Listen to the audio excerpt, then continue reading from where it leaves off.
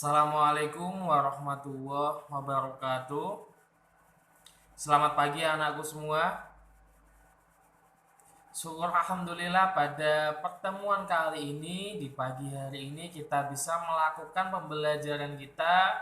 Tapi untuk pembelajaran kita masih seperti yang kemarin, masih lewat jarak jauh atau via daring. Di mana pada pembelajaran kali ini kita akan melanjutkan pembahasan kita untuk mata pelajaran prakarya di kelas 9.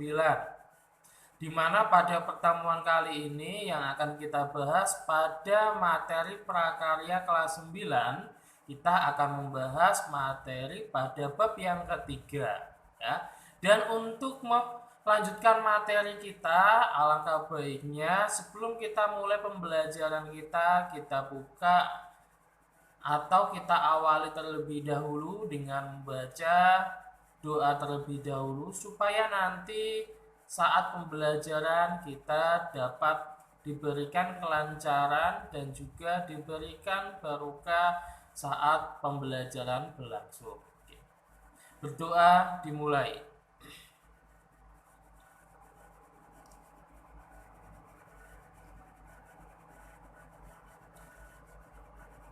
Selesai?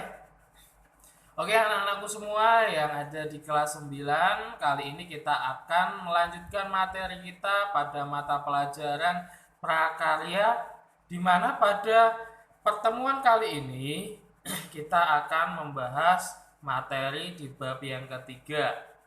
Seperti yang sudah saya sampaikan di pertemuan yang lalu, bahwa untuk pertemuan yang ketiga kali ini kita akan membahas terkait tentang budidaya ikan konsumsi.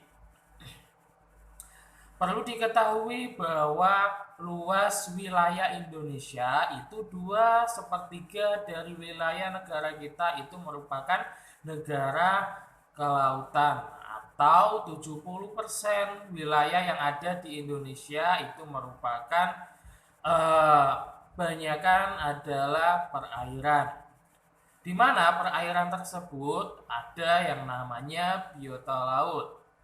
Yang akan kita pelajari pada pertemuan pagi ini, kita akan mempelajari bagaimana caranya kita untuk membudidayakan ikan. Karena ikan itu ada yang namanya ikan tangkap dan juga ada yang namanya ikan budidaya.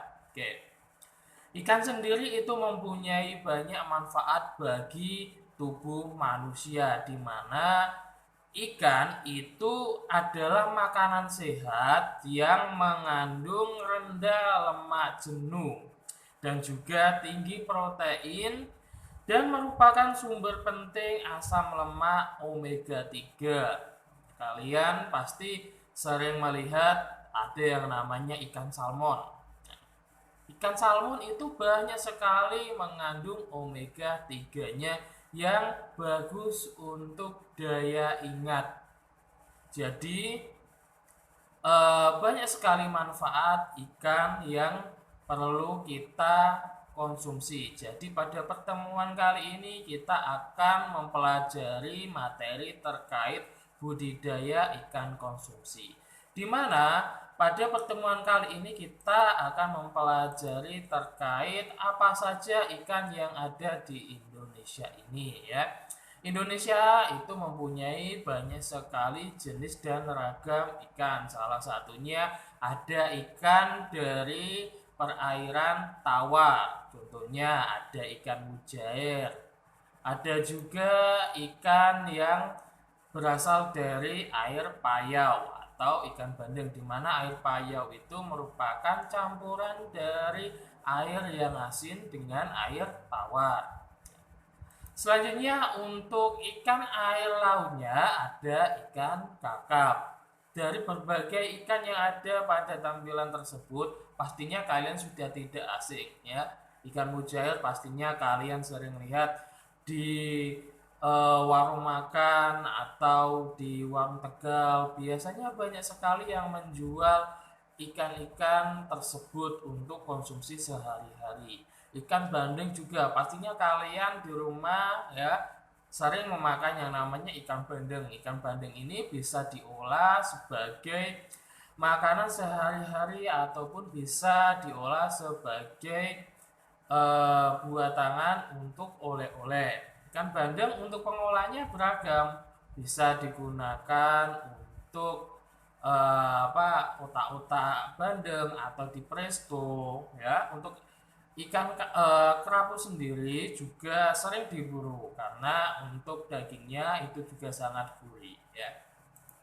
Selanjutnya kita akan mempelajari terkait definisi dari ikan konsumsi.